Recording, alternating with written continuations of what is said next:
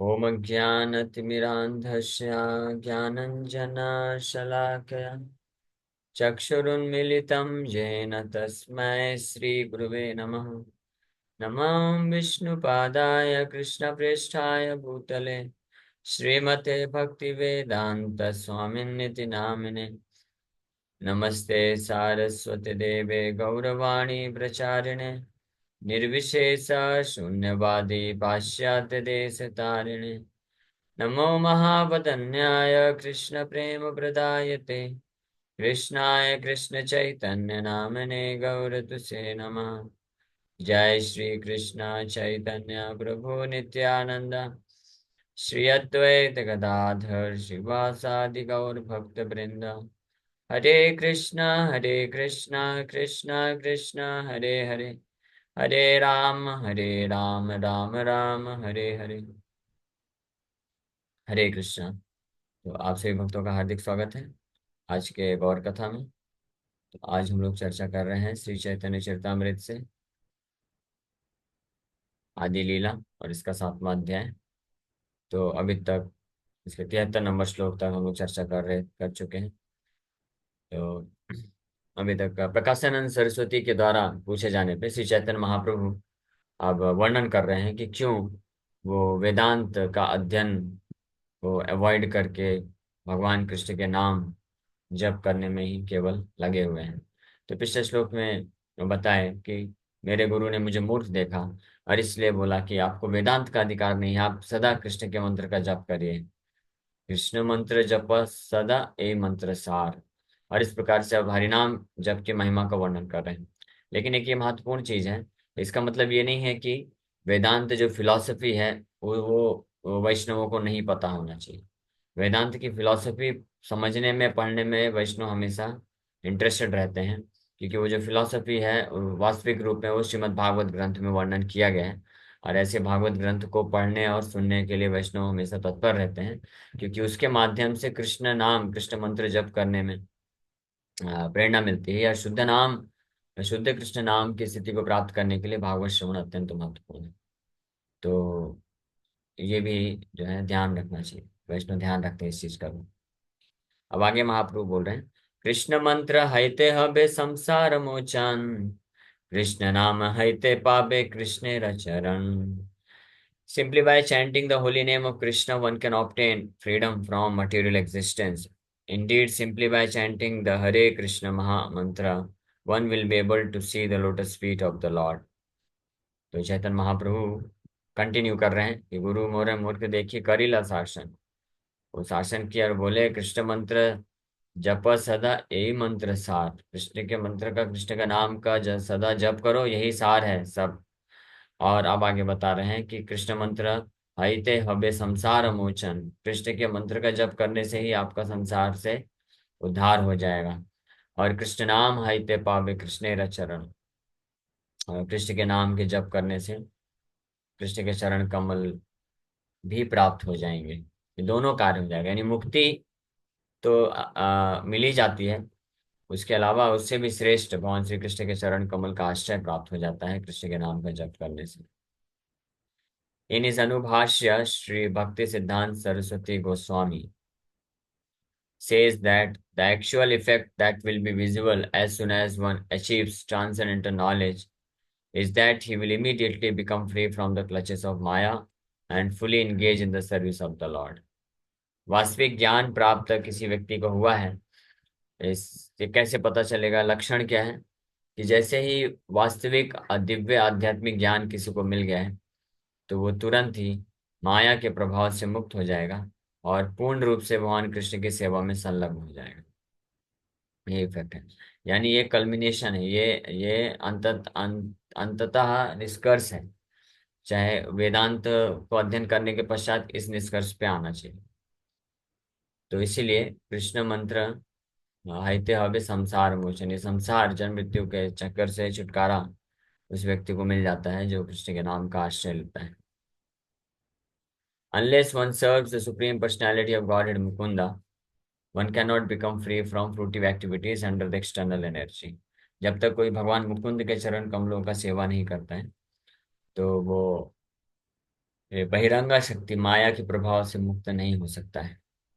इसलिए मुकुंद मतलब मुक्ति, मुक्ति ददाती, मुक्ति प्रदान करने वाले भगवान मुकुंद कहलाते हैं। However, when one chants the holy name of the Lord offenselessly, one can realize a transcendental position that is completely aloof from material conception of life. तो जब कोई व्यक्ति भगवान के नाम का जब आभास, नामाभास जब भी कर लेता है, तो वो इस भौतिक जगत से मुक्त होकर के दिव्य स्थिति को महसूस कर सकता है। ये नामाभास का ये प्रभाव। तो इससे भी हम टेस्ट कर सकते हैं कि हम नामापराध हैं, नामाभास है या शुद्ध नाम है। सब टेस्ट, सबके लक्षण बताए गए हैं। तो नामाभास के लक्षण है कि वो भौतिक जगत के जो कंसेप्शन है, देहात्म बुद्धि, उससे मुक्त हो जाता है, ब्रह्मभूत की स्थिति को प्राप्त कर लेता है नामाभास जप करने पर। और शुद्ध नाम में फिर फाइनली भगवान के प्रति प्रेम विकसित कर सकता है। Rendering service to the Lord, a devotee relates to the Supreme Personality of Godhead in 5 relationships, namely Sant, Dasya, Sakhya, Vatsala, or Madhurya. And thus he relishes transcendental bliss in that relationship. Such a relationship certainly transcends the body and mind. When one realizes that the holy name of the Lord is identical with the Supreme Person, he becomes completely eligible to chant the holy name of the Lord. Such an ecstatic chanter and dancer must be considered to have a direct relationship with the Lord. जब इस प्रकार से नामाभास, ऑफेंसलेस chanting के द्वारा इस भौतिक जगत के तीनों गुणों से मुक्त होकर के व्यक्ति भगवान के साथ अपने संबंध को जागृत कर लेता है, तो इस स्थिति में भगवान के नाम का जप करते हुए वो भक्त ये साक्षात्कार प्राप्त कर पाता है कि भगवान का नाम और भगवान में कोई अंतर नहीं। शुद्ध नाम का एक डेफिनेशन में प्रभुपाद जी ये भी बताते हैं कि शुद्ध नाम कौन कोई जप कर रहा है वो अपने आप को टेस्ट कर सकता है कि क्या वो इस बात को रियलाइज कर रहा है, साक्षात्कार हो रहा है, या अनुभव हो रहा है कि भगवान का नाम और भगवान में कोई भेद नहीं है, भगवान भगवान के नाम के रूप में आए हैं। जो इसका साक्षात्कार कर लेता है, इसका मतलब वो शुद्ध नाम जप कर रहे हैं। और ऐसी अवस्था में वो फिर एक एक्सटैटिक चैंटर, यानी भगवान के नाम को जप करना उसको बोरियत नहीं लगता है, बोर नहीं होता है। और ना ही वो फिनिश करना चाहता है। ये simply wants to go on chanting, तो केवल निरंतर कृष्ण के नाम को लेना चाहता है, जप करना चाहता है, स्मरण करना चाहता है। उसको बोलते हैं एक्सटैटिक चैंटर। एंड स्वाभाविक रूप से ऑटोमेटिकली वो डांस करने की प्रवृत्ति आती है, नृत्य करने की प्रवृत्ति आती है। नृत्य करना चाहता है, डांस करना चाहता है, जब करते करते भी। ऐसा नहीं कि कीर्तन, कीर्तन में भी कई बार लोगों को डांस करने का इच्छा होता है, लेकिन उसका कारण नाम, हरि नाम ना हो करके कुछ और ही चीज होता है। और जोर जोर से जब मृदंग करताल हारमोनियम बजता है, तो कई बार ऊंचा ताल जाता है, फिर नीचे आता है, तो उसमें भी इच्छा होती है और लोग डांस करते हैं। तो वो गलत नहीं है, वो भी अच्छा है, एटलीस्ट बिगिनिंग, शुरुआत है कि एटलीस्ट उस माध्यम से वो भगवान के नाम के प्रति आकर्षित तो हो रहा है, वो भी अच्छा है। लेकिन शुद्ध नाम की अवस्था में जो भक्त हृदय में नृत्य करने की जो प्रवृत्ति आती है, तो वो एक अलग चीज है। वो नाम को सुन करके, हरिनाम को साक्षात्कार प्राप्त करके, भगवान के नाम में भगवान ही हैं, भगवान ही भगवान के नाम के रूप में आए हैं, इस बात को साक्षात्कार प्राप्त करता है। और भगवान के प्रति भाव प्रेम होने के कारण वो स्वाभाविक रूप से भगवान का नाम लेते लेते नृत्य करना चाहता है। उसके लिए फिर मृदंग करताल की आवश्यकता नहीं है, वो जब करते करते भी उसको इच्छा होती है कि।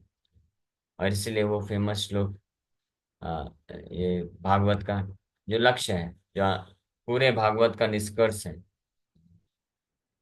एवं एवं व्रता स्वप्रिया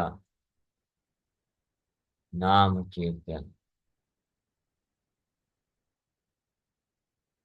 एवं व्रता सुप्रिय नाम कीर्तन, जाता अनुरागो धृत उच्च, एवं व्रता सुप्रिय नाम कीर्तन, जाता अनुरागो। 11वें स्कंद के दूसरे अध्याय का 40 नंबर श्लोक। एवं व्रतः सुप्रिय नाम कीर्त्या जातानुरागोद्धृत चित्त उच्चै हसत्यथुरोदितिरौति गायत् उन्मादवन् नृत्यति लोक बाह्य एवं रतः when one thus engages in the vow to chant and dance। इस व्रत में जब कोई स्थित हो जाता है कंटिन्यूअस भगवान के नाम का जप करने के लिए, स्वप्रिय नाम कीर्त्या, his own very dear, then the holy name becomes very dear to him। Jat anuraga, in this way develops attachment, great anuraga, attachment। ये जो अटैचमेंट है ये अलग अलग स्तर पे होता है, राग अनुराग। अनुराग जो है एक्सेसिव अटैचमेंट, बहुत तीव्र आसक्ति जब हो जाती है। धृत चित्त, विथ मेल्टेड हार्ट, हृदय पूरी तरह से द्रवित हो जाता है भगवान के नाम को जप करने से, भगवान के बारे में स्मरण करके। हाँ, फिर उस वक्त उच्चय हसती, जोर जोर से वो हंसने लगता है कभी, अतः रोदती, कभी रोता है, रोती, कभी बहुत एजिटेट हो जाता है, और गायती, जोर से चिल्लाता है, उन्मादवद नृत्यति, पागल की तरह डांस करने लगता है, लोक बाह्य, विदाउट केयरिंग फॉर आउटसाइडर्स। तो ये ध्यान रहे कि इसको नकल नहीं किया जा सकता है। कोई जानबूझ के ये सब करेगा तो वो सहेजिया बन जाएगा। ये एक स्वाभाविक स्टेज है जो कि बहुत बहुत उच्च स्थिति है। हम लोग ये चर्चा कर रहे हैं ताकि हम समझ सके कि शुद्ध नाम क्या होता है और किस स्थिति में हमको पहुंचना है। ये लक्ष्य है कि इस लक्ष्य तक पहुंचने के लिए कई बार कई जन्म भी लग सकते हैं, कई सैकड़ों हजारों जन्म भी लग सकते हैं। या अगर कोई बहुत सिंसियर है और किसी महान शुद्ध वैष्णव की कृपा है तो इस जन्म में भी, एक ही जन्म में भी पॉसिबल है। हाँ, एक सेकंड में भी पॉसिबल है। श्री चैतन्य महाप्रभु जब ट्रेवल किए तो चैतन्य महाप्रभु के संपर्क में आकर के जो जंगलों के जानवर हैं वो इस स्टेज को प्राप्त कर लिए इमीडिएटली। एक कुत्ते को महाप्रभु जो गया था कुत्ता नवद्वीप से जगन्नाथपुरी शिवानंद सेन की टोली में ज्वाइन करके, महाप्रभु उसको जो है अपना जूठा खिला रहे थे, नारियल का पानी पीने के बाद जो बचता है पल्प, तो उसको खिलाए और उसको फिर बोले कि चैंट हरे कृष्ण। तो दोनों हाथ ऊपर कर करके वो जोर जोर से हरे कृष्ण महामंत्र जप करने लग गया है। और वो जप करते करते रो रहा है, आंखों से अश्रुधारा बह रही है, एजिटेट हो गया पूरी तरीके से। कौन? कुत्ता। तो कुत्ते के लिए भी ये संभव हो गया महाप्रभु की कृपा से। तो वो स्वाभाविक स्थिति में वो प्राप्त किया जा सकता है। ये अनुराग जो है, अनुराग मतलब प्रेम की बहुत ही हाई अवस्था, हाई स्टेज है। इसको कोई इमिटेट नहीं कर सकता, नकल नहीं कर सकता है। जानबूझ के करने ऐसा करते हैं कई लोग जो दिखावटी रूप से वो दिखावा करने का प्रयास करते हैं for the sake of having cheap adoration. कोई सस्ता जो है लोगों से प्रशंसा प्राप्त करने के लिए कि वो व्यक्ति जो है वो शुद्ध भक्त है। प्रभुपाद जी के टाइम पे वृंदावन में जब मंदिर ओपनिंग हुआ था तो ऐसे एक सहजिया आया था। बहुत सारे विदेशी भक्त लोग थे, बहुत सारी माताएं हैं, प्रभु जी लोग हैं विदेश के, और प्रभुपाद जी वहाँ पे हैं, कीर्तन चल रहा था। तो ऐसे एक वृंदावन में एक सहजिया आया और वो कीर्तन में आकर के जोर जोर से हाथ पैर पटक करके रोने लग गया, और सच में अश्रुधारा बह रही थी उसकी। और कभी जोर जोर से हंसता था, रोता था और लोटपोट करता था। इस तरह से शुद्ध प्रेम, शुद्ध नाम की अवस्था को प्रदर्शित कर रहा था। सब भक्त लोग आश्चर्यचकित हो गए और बोले शुद्ध भक्त आ गया, शुद्ध भक्त आ गया। ऐसा सोच रहे थे, कुछ लोग भ्रमित भी हो गए थे। हाँ, लेकिन प्रभुपाद जी बोले डोंट वरी, हाँ, ये सब नौटंकी है, आप बस कीर्तन करते रहो, अपने आप वो चला जाएगा कुछ देर में।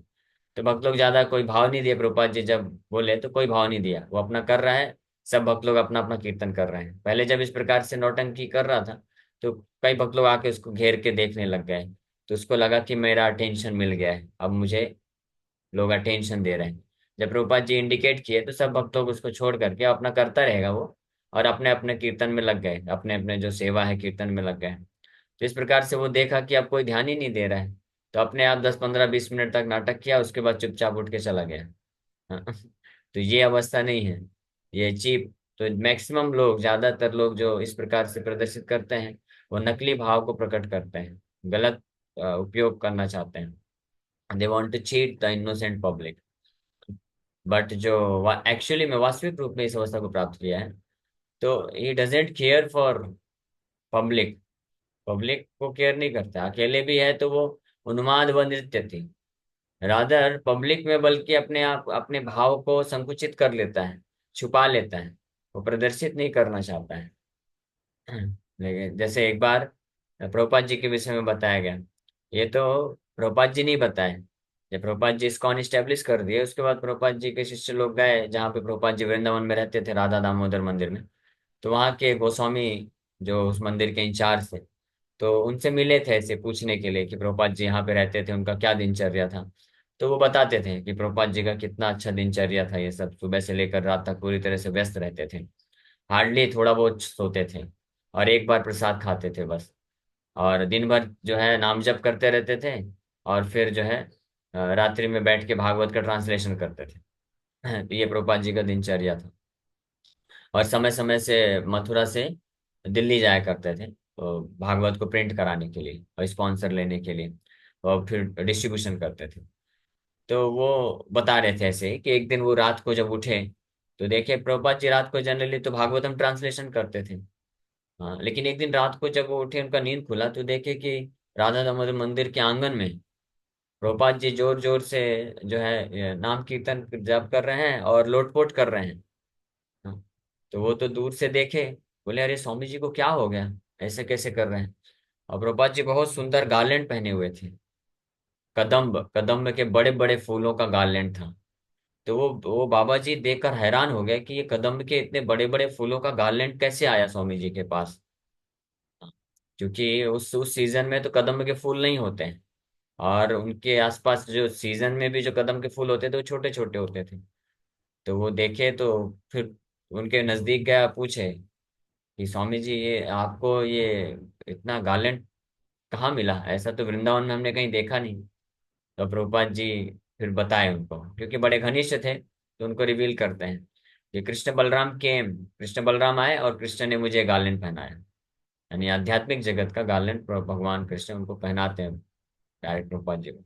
तो प्रभुपाद जी उस अवस्था में, लेकिन जब इस्कॉन स्टैब्लिश किए, इस्कॉन में ऑल ओवर वर्ल्ड ट्रेवल कर रहे हैं, तो प्रचार कर रहे हैं, भागवत का सिद्धांत बता रहे हैं, गीता भागवत के सिद्धांत का प्रचार कर रहे हैं, कभी इस प्रकार का नौटंकी नहीं किए, ढोंग नहीं किए कि सबके सामने इस तरह से हंसने लग गए, रोने लग गए नाम कीर्तन। हालांकि अंदर भाव है, प्रेम है पूर्ण रूप से, लेकिन सब उसको संकुचित करके रखते थे, दबा के रखते थे। लेकिन कभी कभी जब भाव की तीव्रता होती थी तो प्रकट भी होता था कुछ कुछ समय पे, प्रवचन करते वक्त, कई बार कीर्तन करते वक्त।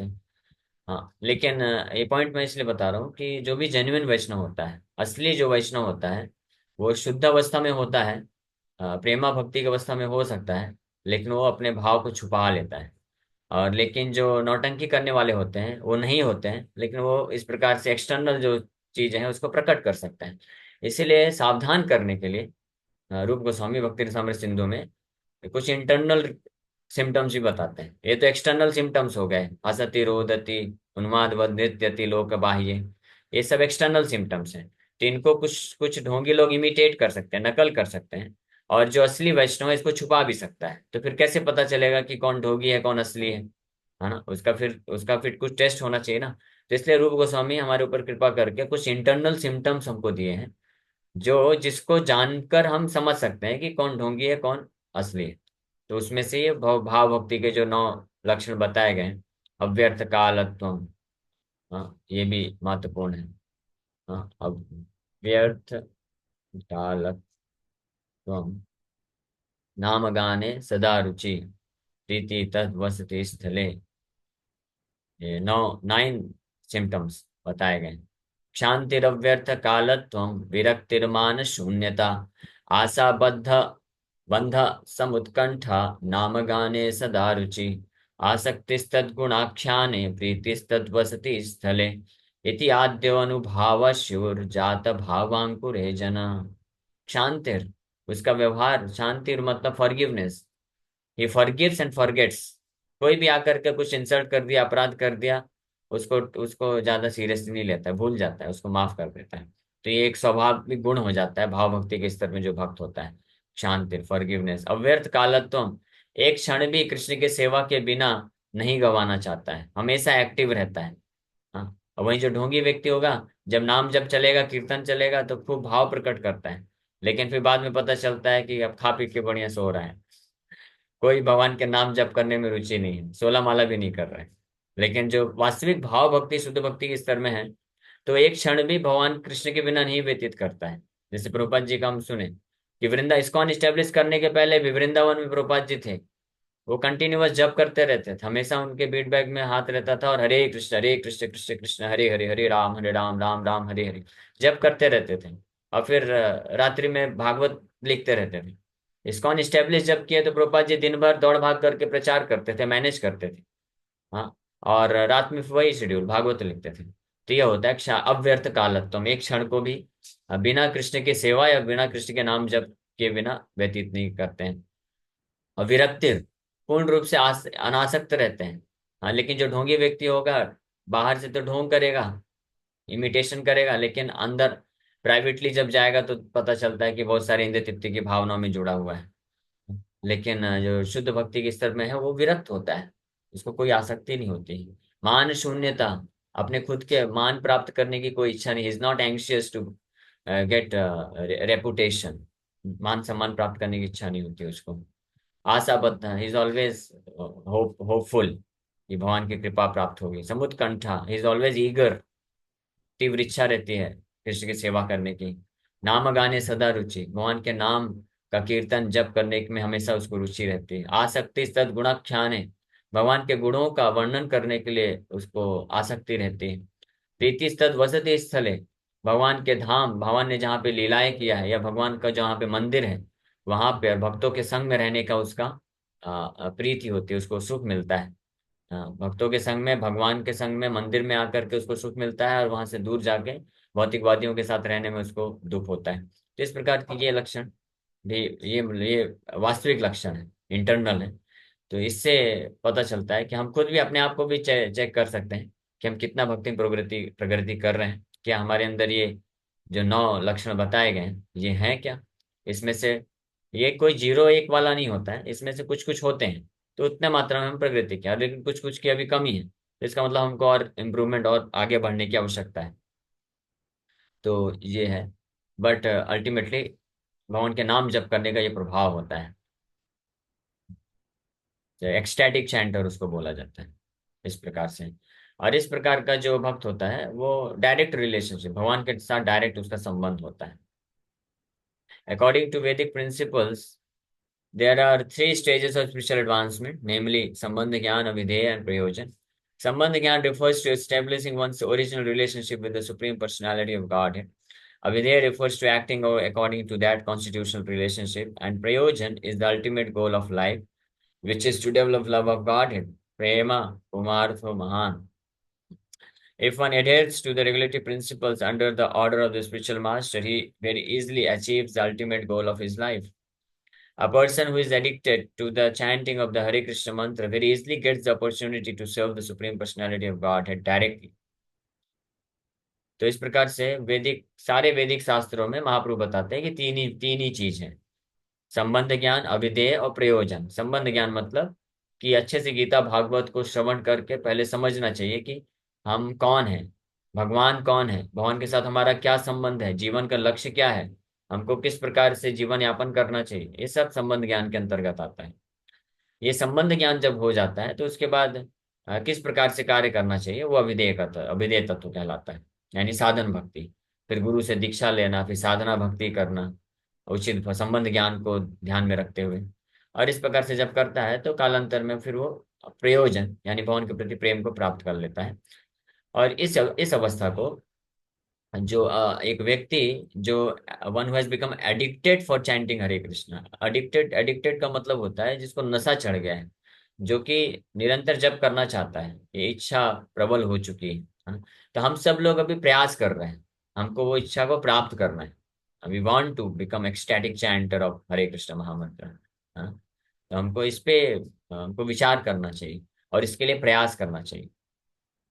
ये इमिटेशन नहीं करना चाहिए, या ये नहीं सोचना चाहिए कि अभी तो हम प्राप्त कर चुके अवस्था को। जो शुद्ध अवस्था को प्राप्त कर लेता है वो भी ये सोचता है कि मैं प्राप्त नहीं किया, क्योंकि जैसे ही कोई व्यक्ति अगर सोचेगा कि मुझे प्राप्त हो गया, मैं शुद्ध भक्ति को प्राप्त कर लिया, तो फिर एंडेवर कैसे कर पाएगा? इसलिए शुद्ध भक्त भी हमेशा यही सोचता है, हालांकि उस अवस्था को प्राप्त कर लिया, लेकिन वो हमेशा यही सोचता है, यही महसूस करता है कि मैं नहीं प्राप्त किया। मैं सबसे पतित भक्त हूँ, मैं भक्त ही नहीं हूँ, ऐसा सोचता है। लेकिन जो सबसे पतित होता है वो अपने आप को सबसे महान समझता है। ये बड़ा इंटरेस्टिंग चीज है। ये दुर्योधन और युधिष्ठिर महाराज के प्रसंग में आता है। भीष्म पितामह बोले, जाओ दुर्योधन, ढूंढ के लाओ, ये पूरे संसार में तुमसे ज्यादा श्रेष्ठ और कौन है। दुर्योधन गया, वापस आया और युधिष्ठिर महाराज को भेजे, जाओ ढूंढ के लाओ, तुम्हारे पूरे संसार में तुमसे ज्यादा पतित, तुमसे ज्यादा हीन कौन है। दोनों गए ढूंढ के लाए, बोले कोई नहीं मिला, दोनों को कोई नहीं मिला।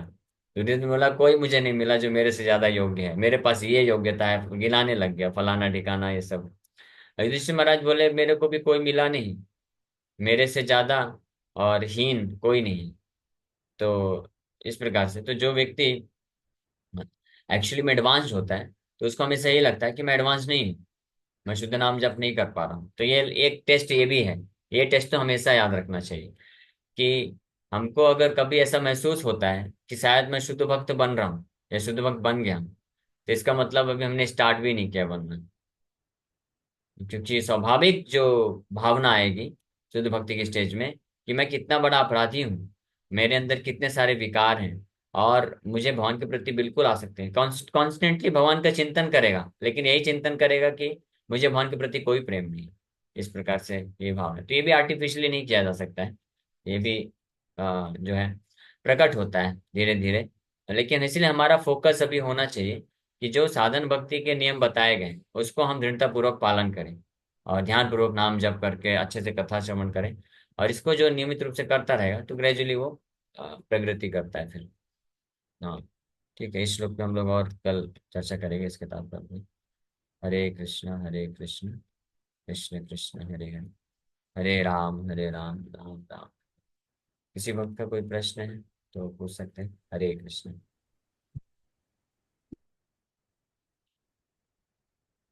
अच्छी लगती होगी, हमें तो अच्छी लगती है। आप लोग सब जैसे माला कर लो और भगवान के ग्रंथों को अध्ययन करूं, तो हमें विश्वास भी हो गया कि भगवान और भगवान से मतलब नाम में कोई अंतर नहीं है।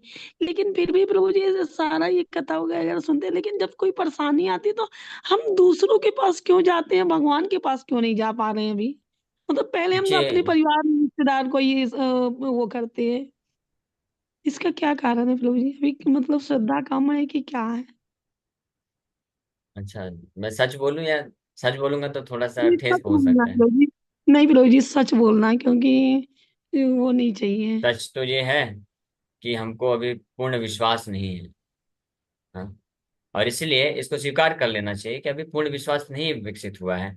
इसलिए विश्वास तो है, श्रद्धा है, लेकिन कोमल श्रद्धा उसको बोला जाता है। और पूर्ण श्रद्धा जब आएगा तो आपको आपको हृदय में ये भावना आएगी ही नहीं कि किसी को जाकर के दोष देना, किसी के साथ फाइटिंग करना। आप पूर्ण रूप से विश्वास हो जाएगा ये कृष्ण के अरेंजमेंट से सब हो रहा है, कृष्ण ही सब चीज के कंट्रोलर है, नियंता है। तो कृष्ण को मुझे आश्रय लेना चाहिए, और जो भी मेरे जीवन में हो रहा है कृष्ण में उसमें मेरा कुछ ना कुछ हित है, कृष्ण मेरा भला ही चाहते हैं। तो ऐसी अवस्था में हर परिस्थिति में फिर वो भक्त, उसका फोकस इधर उधर किसी का दोष देना या ये सब करने में नहीं रहता। उसका फोकस रहता है, ठीक है मेरे को भगवान का नाम जप करना है, भगवान का सेवा करना है, ये मेरा कार्य है, मैं करता रहूंगा। भगवान की इच्छा है, भगवान जैसे मेरे को अपने चरण कमलों में आश्रय देते रहे। ठीक है, तो खैर ये हम लोग सुबह भी चर्चा किए, तो ये स्टेजेस हैं। तो वैज्ञानिक रूप से हम धीरे धीरे प्रगति करते हैं, तो हतोत्साहित भी नहीं होना चाहिए। लेकिन हम इसलिए बताते हैं ताकि हम फोकस कर सके कि हमारा जो साधना भक्ति है उस पर हम फोकस करें। उसको करते से अनर्थ निवृत्ति का स्टेज जैसे क्रॉस होगा ना, तो फिर ये सब स्मूथ हो जाएगा। आप सुबह की प्रभु जी। भागवत क्लास में थी क्या? जी जी प्रभु जी। हाँ, ठीक है, प्रभु उसको जी ध्यान से जैसे सुनिए, वो बहुत अच्छा प्रसंग जी चल रहा है, जी उससे प्रभु क्लियर जी। क्लियर हो प्रभु जी जाएगा। जैसे अभी क्या हमारे साथ बहुत बड़ी घटना हुई थी। अभी कुछ दिन पहले हमारे मतलब प्रभु जी को कैंसर हो गया था, तो हम दिल्ली में थे। तो प्रभु जी मतलब जैसे इनका थोड़ा सा गुटखा खाते थे, तो हम इनको रोज समझाते हैं कि थोड़ा भक्ति, ठीक है माला तो करने लगे, लेकिन प्रभु जी अब ये है कि ये फिर से ना चालू कर दें उनके लिए। मतलब रोज प्रेरित तो करते हैं, लेकिन ये चीजें करते नहीं है भक्ति। तो उसके लिए हम क्या करें कि हम इनको दोष ना दें कि ये भक्ति में आ जाएँ ऐसा? ऐसा क्या करें प्रभु जी? देखिए, आप अपनी तरफ से उनको समझा रहे हैं, परफेक्ट है, वो तो समझाना ही चाहिए। और आप अपनी तरफ से भगवान कृष्ण को प्रार्थना कर रहे हैं, वो भी परफेक्ट है। तो ये दो कार्य करते रहिए। अब उसके अलावा आपके कंट्रोल में नहीं है हर चीज ना। तो माला तो अगर करने आप लगे। हाँ लेकिन तो ठीक भक्ति है, करने मार्ग दीजिए, उनको प्रेरित करिए। और दूसरा तीसरा एक ये काम करिए, उनको किसी वरिष्ठ भक्त से मिलवाइए, क्योंकि वरिष्ठ भक्तों के संग में आएंगे, उनसे श्रवण करेंगे, मंदिर जाएंगे, तो उनके प्रभाव से फिर वो चेंज हो सकते हैं। ठीक है। प्रभु जी, बोलिए। जैसे आपने कहा कि शुद्ध भक्तों की कृपा से इस जन्म में भी पॉसिबल है, तो वो अगर, जरूरी नहीं कि वो फिजिकल प्रेजेंस हो गुरु की, तो अगर उनकी बुक्स का और उनके इंस्ट्रक्शंस यस। का कोई बहुत ही डिटर्मिनेशन से मतलब हाँ, फॉलो करता है, तो वो कृपा हम क्या प्राप्त प्राप्त कर कर सकते सकते हैं? हैं। हाँ बिल्कुल सही। तो शुद्ध भक्त की कृपा जो है दो माध्यम से, वपु सेवा, वाणी सेवा। वाणी सेवा ज्यादा इंपॉर्टेंट है। और वाणी सेवा कैसे की जाती है, उनके इंस्ट्रक्शंस को अच्छे से पहले तो पढ़ के समझना चाहिए, फिर उसको पालन करना चाहिए डिटरमाइंड होकर के, तो वो उतना ही लाभ प्राप्त करेगा। वो असली कृपा है। तो प्रभुपाद जी के इंस्ट्रक्शंस बुक्स को हम पढ़ते हैं ध्यान से, समझते हैं, और फिर उसको पालन करते हैं जितने सिंसियरली, उतनी मात्रा में हम कृपा को प्राप्त कर सकते हैं।